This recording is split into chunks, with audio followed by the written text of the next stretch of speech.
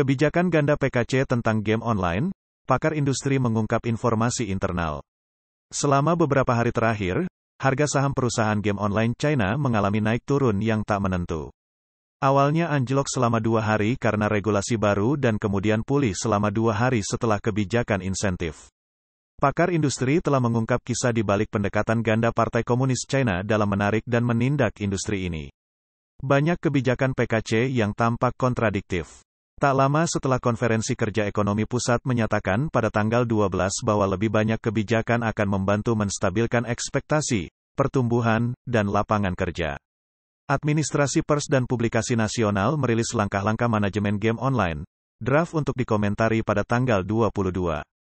Konten tersebut secara langsung membatasi tindakan para pelaku industri, menetapkan persyaratan seperti menetapkan batas isi ulang pengguna untuk semua game online.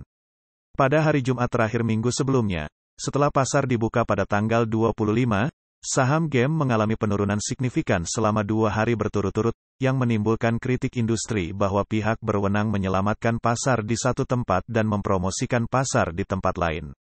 Pada tanggal 25, Administrasi Pers dan Publikasi Nasional PKC merilis nomor versi baru yang disetujui untuk 105 game domestik, melampaui 100 persetujuan untuk pertama kalinya. Media daratan melaporkan bahwa pada larut malam tanggal 25, 8 perusahaan game terdaftar, termasuk Perfect World, telah mengumumkan rencana untuk membeli kembali atau menambah saham mereka setidaknya 530 juta yuan, sekitar 74,86 juta dolar AS, untuk menyatakan optimisme terhadap prospek industri tersebut. Selanjutnya, saham game online mengalami rebound tajam pada tanggal 26 dan 27. Para ahli menyelidiki motif Partai Komunis China di balik regulasi game online, dan menekankan bahwa hal ini melampaui pertimbangan ekonomi. Wang Yi, pakar isu China, menyoroti pesatnya ekspansi industri game secara global dan konsekuensi serius dari kecanduan game. Klasifikasi kecanduan game sebagai suatu gangguan oleh Organisasi Kesehatan Dunia menggarisbawahi dampak sosial yang lebih luas dari industri ini, yang melampaui manfaat ekonominya.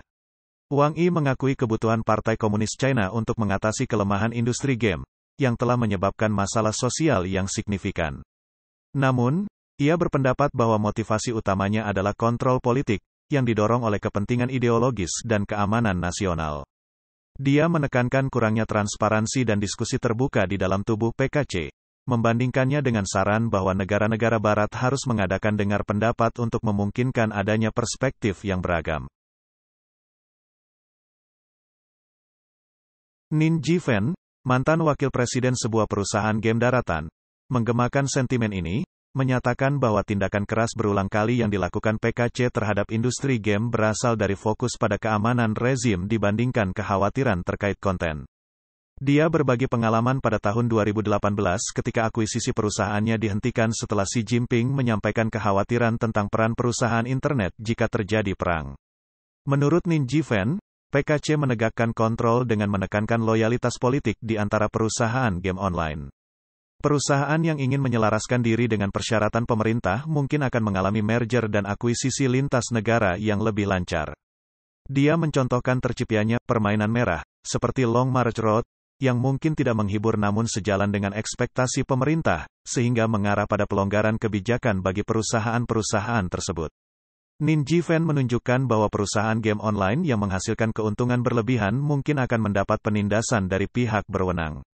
Ia mengilustrasikan hal ini dengan contoh-contoh pengendalian ketat terhadap investasi eksternal dan tantangan dalam menggunakan devisa yang diperoleh untuk investasi di luar negeri.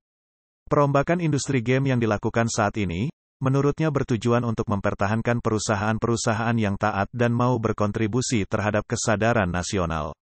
Nin Jifeng menekankan bahwa langkah-langkah regulasi yang diperkenalkan oleh Partai Komunis China tidak ditujukan untuk pemain atau perusahaan tetapi melayani kepentingan partai dalam hal kontrol dan dominasi.